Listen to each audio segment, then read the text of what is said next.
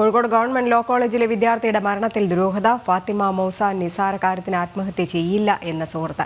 ആത്മഹത്യ ചെയ്യുന്നതിന്റെ തലേദിവസം രാത്രിയിൽ മൗസ കാറിൽ കയറി പോകുന്ന കണ്ടെന്നും സുഹൃത്ത് ജനം ടിവിയോട് പറഞ്ഞു. ജൂൺ 3-ാം തീയതിയാണ് ഈ കുട്ടി ജോലിക്ക് വരുന്നത്. നവംബർ 8-ാം തീയതിയാണ് കടയിൽ നിന്ന് എക്സാമിന്റെ ഗ്യാപ്പിൽ ഇവര് കടയിൽ നിന്ന് ഇറങ്ങിയതാ. ആണല്ലേ? അവിടെ നിൽക്കുന്ന സമയത്ത് കുട്ടി എങ്ങനെ ഭയങ്കര ഹാപ്പി ആയിരുന്നു കേട്ടോ? ഭയങ്കര ഹാപ്പി. അങ്ങനെ ഒരിക്കലും നമുക്ക് സൂയിസൈഡ് സത്യം പറയാൻ എനിക്കിപ്പോഴും ഞെട്ടല്ല.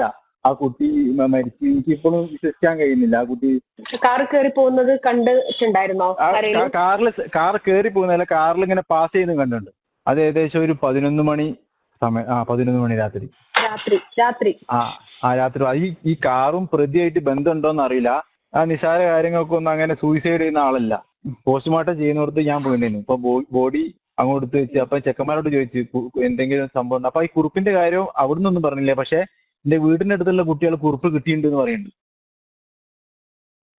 ഗൂഗിൾ ചേരുന്നുണ്ട് വിവരങ്ങളുമായിട്ട്. ഗൂഗിൾ, ഇപ്പോൾ ഈ സുഹൃത്ത് പറയുന്ന അനുസരിച്ചാണെങ്കിൽ ഫാത്തിമ മൗസ എന്ന് പറയുന്നത് നിസാര കാര്യത്തിന് പോലും ആത്മഹത്യ ചെയ്യുന്ന ഒരാളല്ല. കാറിൽ കയറി പോകുന്നത് കണ്ടു. ഇനി ആ കാറിൽ കയറി പോകുന്ന ആളുമായിട്ട് ഈ ഒരു മരണത്തിന് ബന്ധമുണ്ടോ എന്നുള്ള കാര്യങ്ങളടക്കം അന്വേഷിക്കേണ്ടതുണ്ട്. എന്നാലും ഒരു ദുരൂഹത ഇതിൽ നിലനിൽക്കുന്നുണ്ട് എന്ന് തന്നെയല്ലേ ഈ സുഹൃത്തും പറയുന്നത്.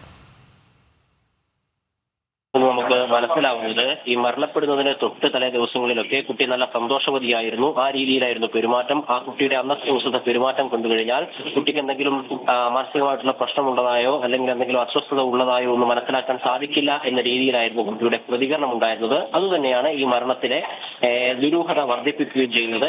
ഈ കുട്ടിയുമായി ബന്ധപ്പെട്ട് ഒരു കോവൂർ സ്വദേശിയുടെ പേര് ചേർത്ത് വായിക്കേണ്ടതുണ്ട്. കോവൂർ സ്വദേശിയുമായിട്ട് കുറച്ചു നാളായി അടുപ്പത്തിലായിരുന്നു ഈ പെൺകുട്ടി.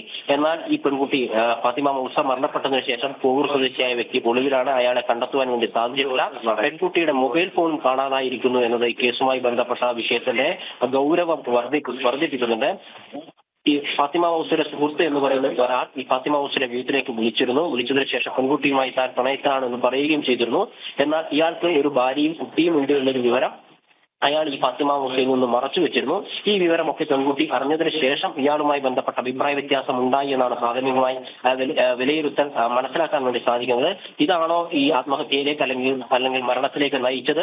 പിന്നീട് ഇത്തരത്തിലൊരു വിവരം പുറത്തു വന്നതിന് ശേഷം ഫാത്തിമ മൗസയും ഈ കോവൂർ സ്വദേശിയുമായിട്ടുള്ള വ്യക്തിയും തമ്മിൽ നടന്നിട്ടുള്ള സംഭാഷണം എന്താണ്, അവർ തമ്മിൽ എന്താണ് കമ്മ്യൂണിക്കേറ്റ് ചെയ്തത് എന്നതിനെ സംബന്ധിച്ച വിവരങ്ങളൊന്നും ഇതുവരെ പുറത്തു വന്നിട്ടില്ല. മൊബൈൽ ഫോൺ ഉൾപ്പെടെയുള്ളവ കണ്ടെത്താൻ അന്വേഷണ സംഘത്തിന് സാധിച്ചിട്ടില്ല. ഈ സാഹചര്യത്തിൽ ഫാത്തിമ മൗസയുടെ കുടുംബം സമഗ്രമായ അന്വേഷണം ആവശ്യപ്പെട്ടുകൊണ്ട് രംഗത്ത് വന്നിട്ടുണ്ട്. ഈ മരണത്തിന്റെ ദുരൂഹത ഒഴിവാക്കണമെന്നാണ് കുടുംബം ഇപ്പോൾ ആവശ്യപ്പെടുന്നത്. ശരി, ഗൂഗിൾ KK വിശദാംശങ്ങൾ നൽകിയത്.